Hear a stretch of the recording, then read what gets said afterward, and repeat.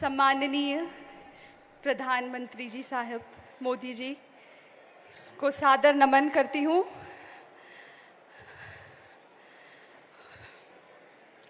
और मैं युक्ति कुणाल भंडारी मोदी जी के लिए एक स्वागत गीत प्रस्तुत करना चाहती हूँ।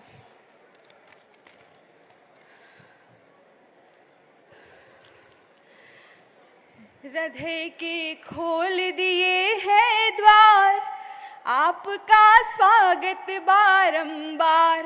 हृदय के खोल दिए हैं द्वार, आपका स्वागत बारंबार। स्वप्न सब हो जाए साकार, आपका स्वागत बारंबार। लिए हाथों में कुमकुम थाल, तिलक करते हैं मस्तक भाल। लिए हाथों में कुमकुम थाल, तिलक करते हैं मस्तक भाल। समर्पित है फूलों का हार, आपका स्वागत बारंबार। हृदय के खोल दिए हैं द्वार, आपका स्वागत बारंबार। जो पाए हर तबके के वोट, हटाए देश से काले नोट। जो पाए हर तबके के वोट, हटाए देश से काले नोट। मिटाई टैक्सेशन की खोट, साफ हुए घर दफ्तर बाजार। आपका स्वागत बारंबार। हृदय के खोल दिए हैं द्वार, आपका स्वागत बारंबार। चलाई ट्रेन बुलेट है नाम, हो रहा डिजिटल अब हर काम। उज्ज्वला हर महिला का धाम, शांति और प्रगति का पैगाम। इसे ही कहते हैं सरकार, आपका स्वागत बारंबार।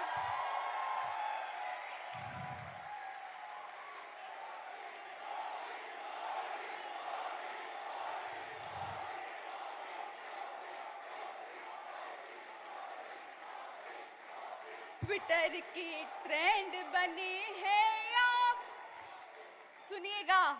ट्विटर के ट्रेंड बने हैं आप, विश्व के फ्रेंड बने हैं आप। गजब के ग्रैंड बने हैं आप, देश के ब्रांड बने हैं आप। ट्विटर के ट्रेंड बने हैं आप, विश्व के फ्रेंड बने हैं आप। गजब के ग्रैंड बने हैं आप, देश के ब्रांड बने हैं आप। प्रशंसा करता है संसार, आपका स्वागत बारंबार। हृदय के खोल दिए हैं द्वार, आपका स्वागत बारंबार।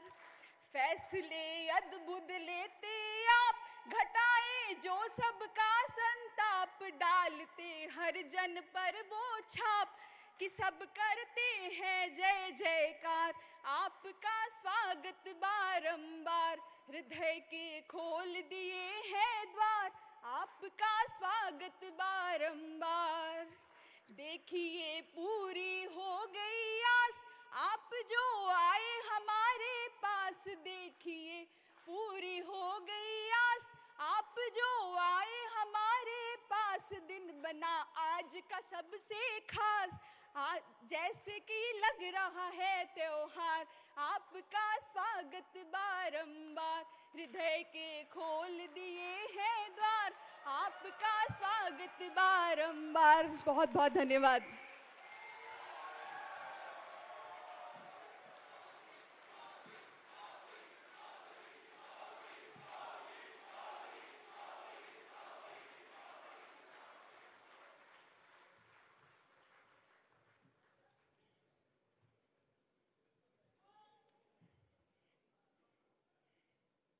नमस्ते।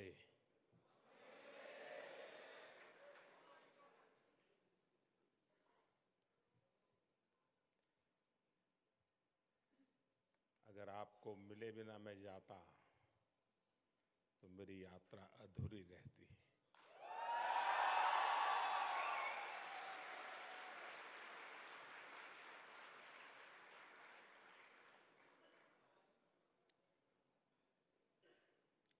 अलग अलग स्थानों से आप समय निकाल करके आए, वो भी वर्किंग डे होने के बावजूद भी आए। ये भारत के प्रति आपका जो प्यार है, भारत के प्रति आपका जो लगाव है, उसी का परिणाम है कि हम सब इस एक छत के नीचे आज इकट्ठे हुए हैं। मैं सबसे पहले तो आपको विशेष रूप से बधाई देना चाहता हूं, क्योंकि मैं भारत के बाहर जहां भी जाता हूं तो भारतीय समुदाय के दर्शन का प्रयास जरूर करता हूं, लेकिन आज आप लोगों ने जो डिसिप्लिन दिखाई है, इसके लिए मेरी तरफ से बहुत बहुत बधाई।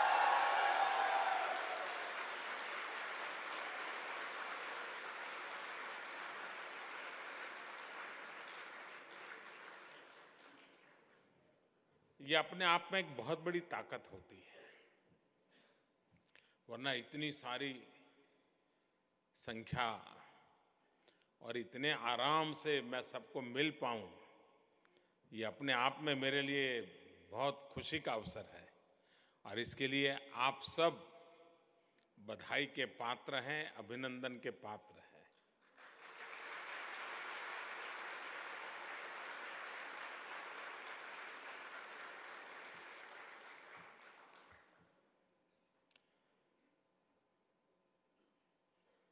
मेरा इस देश में पहली बार आना हुआ है, लेकिन भारत के लिए ये भूभाग बहुत ही महत्वपूर्ण है। और जब से प्रधानमंत्री के रूप में कार्य करने की आप लोगों ने मुझे जो जिम्मेवारी दी है, प्रारंभ से ही हमने एक्ट ईस्ट पॉलिसी, इस पर बल दिया है, क्योंकि एक प्रकार से हम इन देशों में बहुत नजदीकी महसूस करते हैं, सहज रूप से अपनापन महसूस करते हैं। कुछ न कुछ कारणों से, कुछ न कुछ मात्रा में, कुछ न कुछ विरासत के कारण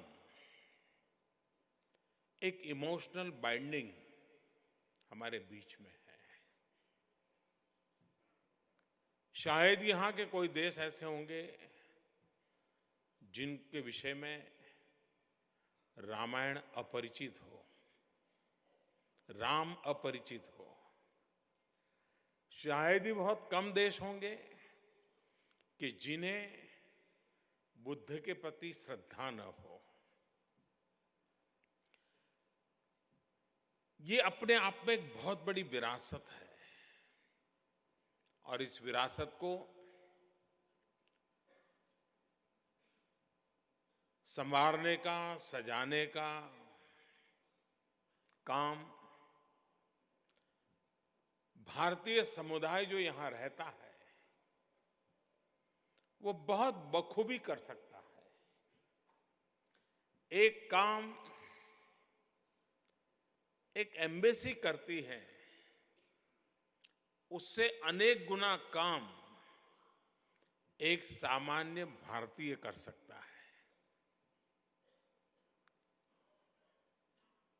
और मैंने अनुभव किया है कि दुनिया भर में आज हर भारतीय गौरव के साथ सर उठा करके, आंख में आंख मिला करके गौरव के साथ भारतीय होने की बात करता है। किसी भी देश के लिए ये एक बहुत बड़ी पूंजी होती है और विश्व भर में फैला हुआ भारतीय समुदाय और भारत के लोग सदियों से देशाटन करने की वृत्ति प्रवृत्ति के रहे हैं। सदियों पहले हमारे पूर्वज निकले हैं और भारत की एक विशेषता रही है, हम जहां गए जिसे मिले उसे अपना बना लिया। ये छोटी चीज नहीं है। अपनापन बचाए रखते हुए हर किसी को अपना बना लेना, ये तब संभव होता है भीतर एक दृढ़ आत्मविश्वास होता है। और आप लोग जहां गए हैं वहां उस दृढ़ आत्मविश्वास का परिचय करवाया है। आप कहीं पर भी होंगे, कितने ही सालों से बाहर होंगे, कितनी ही पीढ़ियों से बाहर रहे होंगे, हो सकता है भाषा का नाता टूट भी गया हो, लेकिन अगर भारत में कुछ बुरा होता है तो आपको भी नींद नहीं आती है।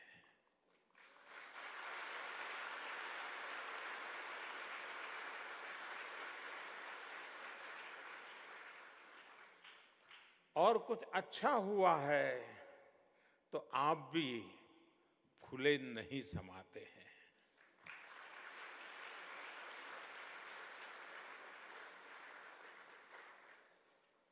और इसलिए वर्तमान सरकार का एक निरंतर प्रयास है कि देश को विकास की उन ऊंचाइयों पर ले जाएं जिससे हम विश्व की बराबरी कर सकें। और अगर एक बार बराबरी करने का सामर्थ्य प्राप्त कर लिया तो मैं नहीं मानता हूं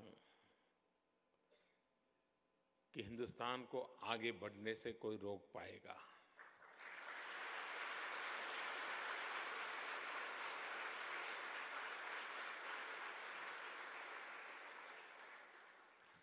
कठिनाइयां जो होती हैं वो एक बराबरी के स्टेज पर पहुंचने तक होती है, और एक बार उन कठिनाइयों को पार कर लिया फिर तो लेवल प्लेइंग फील्ड मिल जाता है और भारतीयों के दिल दिमाग भुजाओं में वो दम है कि फिर उसको कोई आगे जाने से रोक नहीं पाएगा।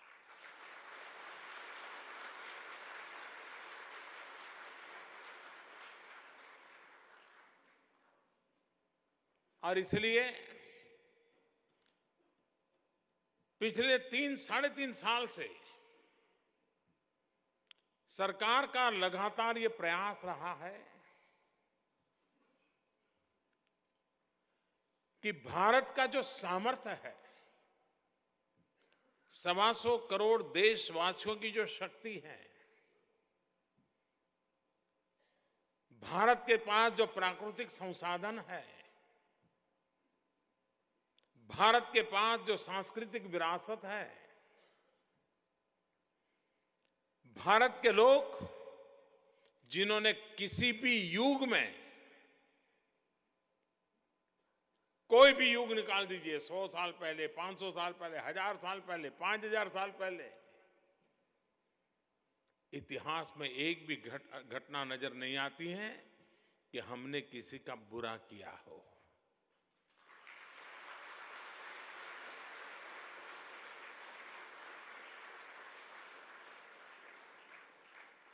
जिस देश के पास,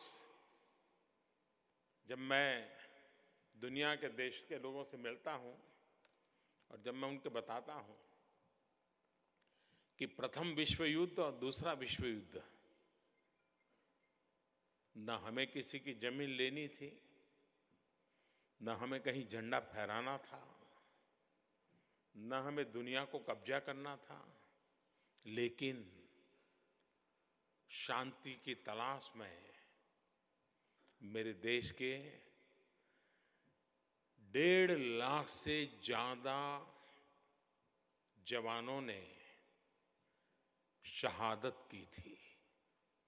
प्रथम विश्व युद्ध, दूसरे विश्व युद्ध में शांति के लिए लेना पाना कुछ नहीं, शांति के लिए 1.5 लाख हिंदुस्तानी शहादत मोल ले, कोई भी भारतीय सीना तान करके कह सकता है कि हम लोग दुनिया को देने वाले लोग हैं, लेने वाले नहीं।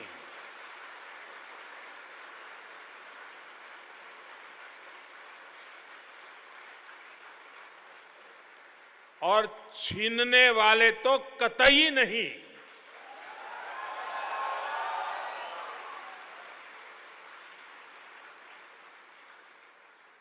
आज विश्व में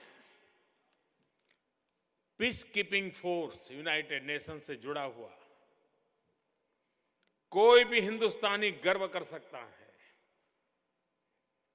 कि आज दुनिया में हर जगह पर कहीं अशांति पैदा होती है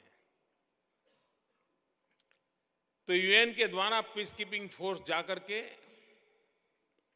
वहां शांति बनाए रखने के लिए अपनी भूमिका अदा करते हैं।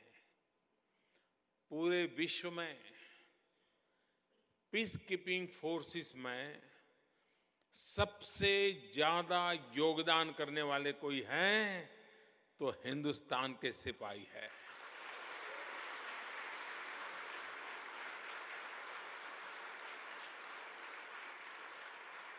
आज भी दुनिया के अनेक ऐसे अशांत क्षेत्रों में भारत के जवान तैनात है।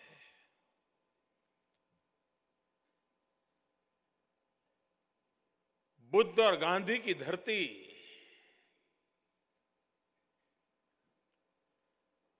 शांति उन्हें मात्र कोई शब्द नहीं है। हम वो लोग हैं जिन्होंने शांति जी करके दिखाया है, शांति को हमने पचाया है, शांति हमारी रगों में है। और तभी तो हमारे पूर्वजों ने वसुधैव कुटुंबकम, विश्व एक परिवार है, ये मंत्र हमें दिया, जो मंत्र हमने जी करके दिखाया है। लेकिन ये सारी बातों का सामर्थ्य दुनिया तब स्वीकार करती है जब भारत मजबूत हो, भारत सामर्थ्यवान हो, भारत जीवन के हर क्षेत्र में नई ऊंचाइयों को प्राप्त करने वाला गतिशील हो, तब जाकर के विश्व स्वीकार करता है। तत्वज्ञान कितना ही ऊंचा क्यों न हो, इतिहास कितना ही भव्य क्यों न हो, विरासत कितनी ही महान क्यों न हो, वर्तमान उतना ही उज्जवल, तेजस्वी और पराक्रमी होना चाहिए, तब जाकर के दुनिया जीतती है।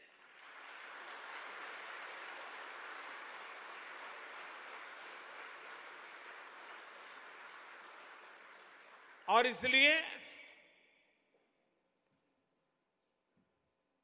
हमारे भव्य भूतकाल से प्रेरणा लेना, उससे पाठ पढ़ना, वो जितना महत्वपूर्ण है उतना ही 21वीं सदी अगर एशिया की सदी मानी जाती है तो ये हम लोगों का कर्तव्य बनता है कि 21वीं सदी हिंदुस्तान की सदी बने।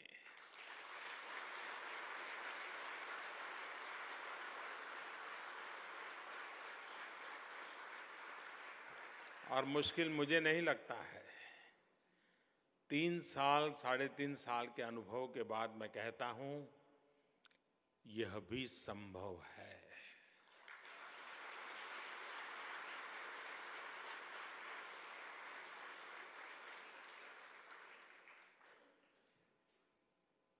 पिछले दिनों आपने देखा होगा, भारत से जहां तक सरकार का संबंध है, सकारात्मक खबरें आती रहती हैं। अब डर नहीं रहता है कि हाँ पता नहीं कोई नेगेटिव खबर आ जाएगी तो ऑफिस जाएंगे तो लोग क्या पूछेंगे। अब घर से निकलते विश्वास नहीं, हिंदुस्तान से अच्छी खबरें ही आएगी। 125 करोड़ का देश है, उसकी मुख्य धारा जो है, समाज की मुख्य धारा हो, सरकार की मुख्य धारा हो, वो सकारात्मकता के इर्द गिर्द ही चल रही है, पॉजिटिविटी के इर्द गिर्द चल रही है। हर बार फैसले देश हित में लिए जा रहे हैं, विकास को ध्यान में रख करके लिए जा रहे हैं। 125 करोड़ का देश आजादी के 70 साल बाद अगर 30 करोड़ परिवार बैंकिंग व्यवस्था से बाहर हो तो देश की इकोनॉमी कैसे चलेगी। हमने बेड़ा उठाया,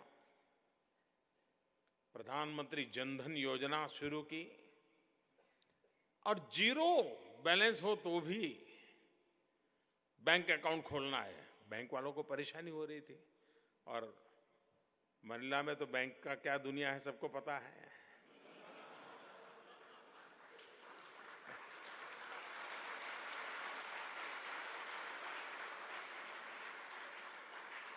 बैंक वाले मुझे झगड़ा कर रहे थे, साहब कम से कम स्टेशनरी का पैसा तो लेने दो। मैंने कहा इस देश के गरीबों का हक है, उनको बैंक में सम्मान भर एंट्री मिलनी चाहिए। वो बेचारा सोचता था, बैंक, एयर कंडीशन, बाहर 2 बड़े बंदूक वाले खड़े, वो गरीब जा पाएगा कि नहीं जा पाएगा। और फिर वो साहूकार के पास चला जाता था, और साहूकार क्या करता है हम जानते हैं। 30 करोड़ देशवासियों को जीरो बैलेंस से बैंक अकाउंट खोला। और कभी कभी आपने अमीरों को देखा होगा, मैंने अमीरों को भी देखा है, अमीरों की गरीबी को भी देखा है।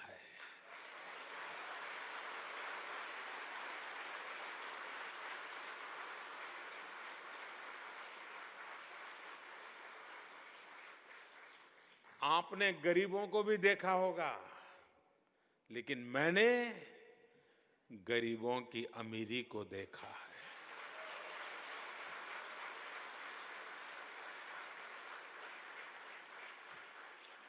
जीरो बैलेंस बैंक अकाउंट खोले थे, लेकिन आज मैं गर्व के साथ कह सकता हूं कि उन जनधन अकाउंट में आज उन गरीबों को सेविंग की आदत लगी। पहले बेचारे घर में गेहूं में पैसे छुपा के रखते थे, गद्दे के नीचे रखते थे, और वो भी अगर पति की आदतें खराब हो तो कहीं और खर्चा कर देता था। वो डरती रहती थी माताएं। आपको जान करके खुशी होगी, इतने कम समय में उन जनधन अकाउंट में 67,000 करोड़ रुपीज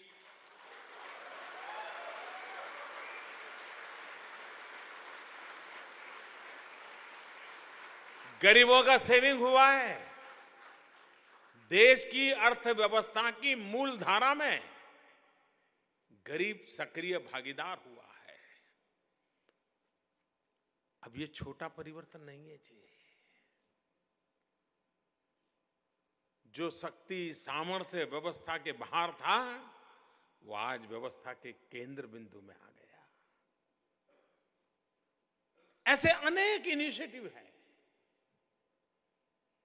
जो कभी चर्चा में तक नहीं थे, किसी की कल्पना में भी नहीं थे। कुछ लोगों को तो ये प्रॉब्लम है कि भी ऐसा भी हो सकता है क्या?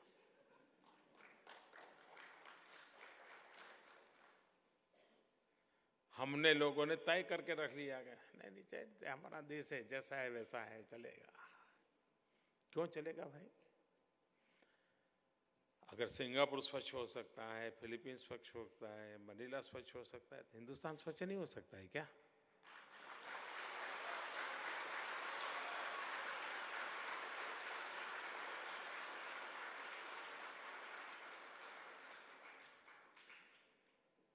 देश का कौन नागरिक होगा जो गंदगी में रहना पसंद करता होगा? कोई नहीं चाहता है। लेकिन किसी ने इनिशिएटिव लेना पड़ता है, किसी ने जिम्मेवारी लेनी पड़ती है। सफलता विफलता की चिंता किए बिना काम हाथ में लेना पड़ता है। महात्मा गांधी जी ने जहां छोड़ा था वहीं से हमने आगे लेने का प्रयास किया है। और मैं कहता हूं,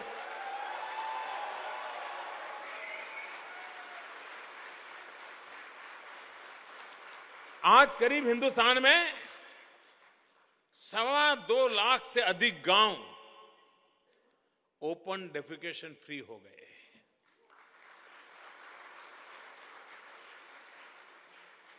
तो एक तरफ समाज के सामान्य मानवी को क्वालिटी ऑफ लाइफ में कैसे बदलाव आए। अब हमारे देश में आप में से जो लोग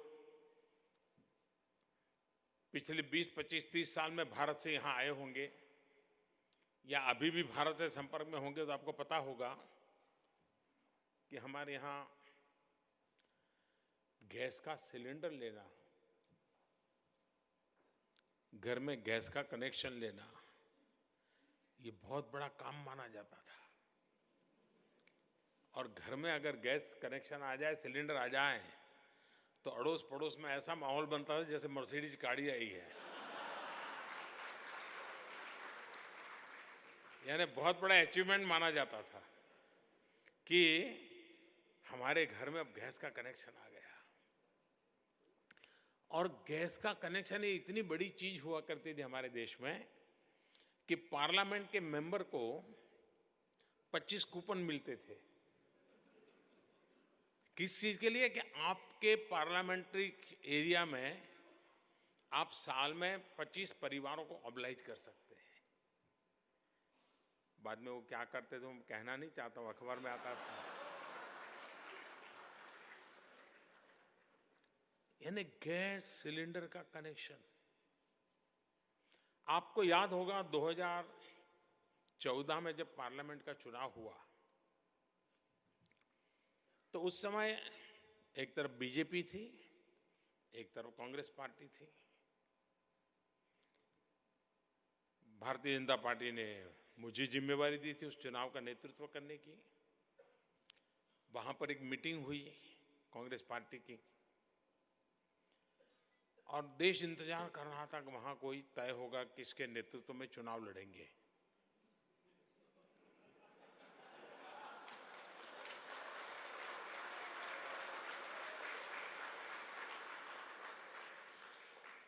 शाम को मीटिंग के बाद कांग्रेस की प्रेस कॉन्फ्रेंस हुई।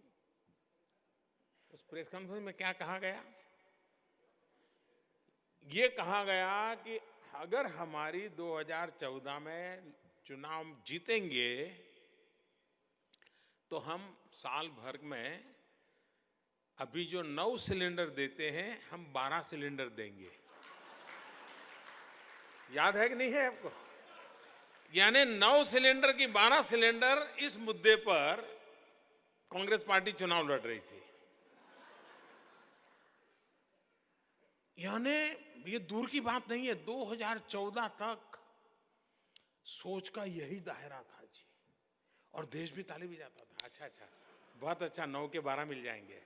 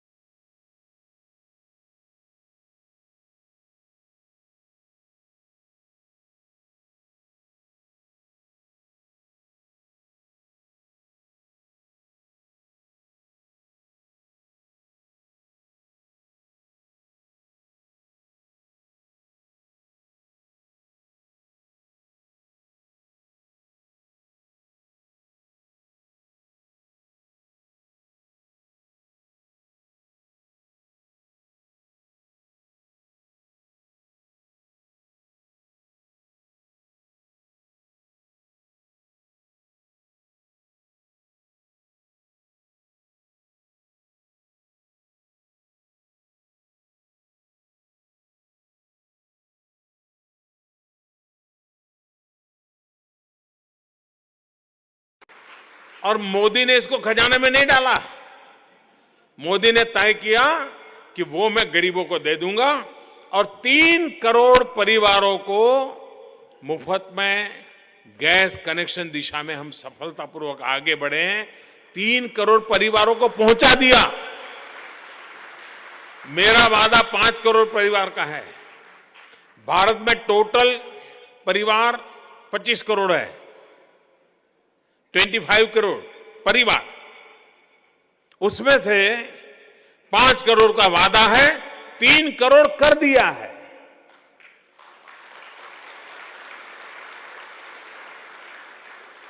अच्छा, इसमें भी कुछ कमाल है जी।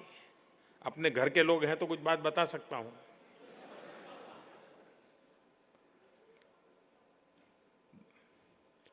कभी कभार सरकार की सब्सिडी जाती थी तो लगता था कि लोगों का भला होता होगा। तो मैंने क्या किया, आकर के उसको आधार के साथ लिंक कर दिया, बायोमेट्रिक आइडेंटिफिकेशन। तो उसके कारण पता चला कि ऐसे ऐसे लोगों के नाम पर गैस की सब्सिडी जाती थी जो पैदा ही नहीं हुए। मतलब कहां जाता होगा, मुझे बताइए कहां जाता होगा। किसी न किसी की तो जेब में जाता होगा ना। अब मैंने उस पर बूछ मार दिया, बंद हो गया।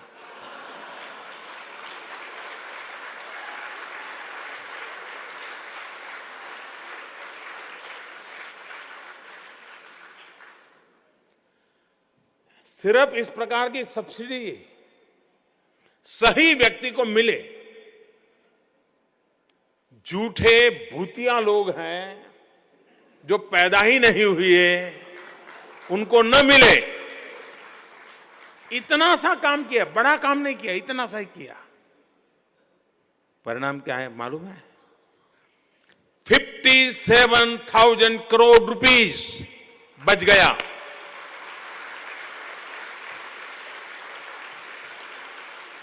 और ये एक बार नहीं बचा, ये हर वर्ष 57,000 जाता था। अब बताइए कहां जाता था भाई? अब जिनकी जेब में जाता था उनको मोदी कैसा लगेगा? वो कभी फोटो निकालने के लिए आएगा क्या? आएगा क्या? वो मोदी को पसंद करेगा क्या? मुझे बताइए, काम करना चाहिए कि नहीं करना चाहिए? देश में बदलाव आना चाहिए कि नहीं आना चाहिए? कठोर निर्णय करने चाहिए कि नहीं करने चाहिए? देश को आगे ले जाना चाहिए कि नहीं ले जाना चाहिए? आप लोग आकर के मुझे आशीर्वाद दे रहे हैं। मैं आपको विश्वास दिलाता हूं, जिस मकसद के लिए देश ने मुझे काम दिया है उस मकसद को पूरा करने में मैं कोई कमी नहीं रखूंगा।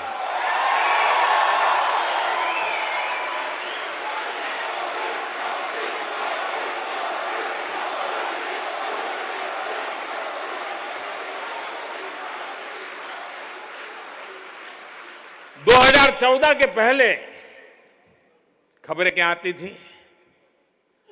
इतना गया, कोयले में गया, 2G में गया, ऐसे ही आता था ना। 2014 के बाद मोदी को क्या पूछा जाता है? मोदी जी बताओ तो कितना आया? देखिए, ये बदलाव है। वो एक वक्त था जब देश परेशान था, कितना गया। आज वक्त है कि देश खुशी के खबर सुनने के लिए पूछता रहता है, मोदी जी बताइए ना कितना आया।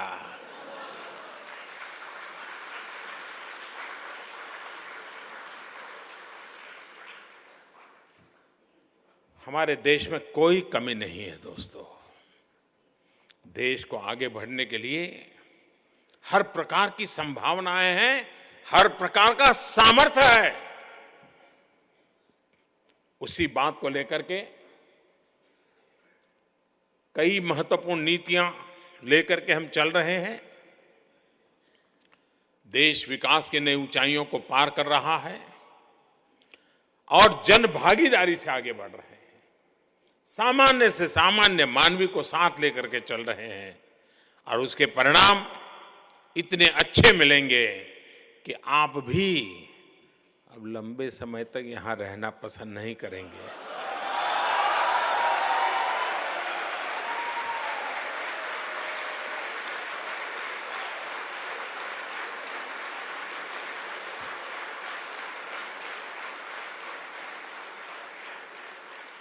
तो मुझे अच्छा लगा इतनी बड़ी मात्रा में आकर के आपने आशीर्वाद दिए। बहुत बहुत धन्यवाद।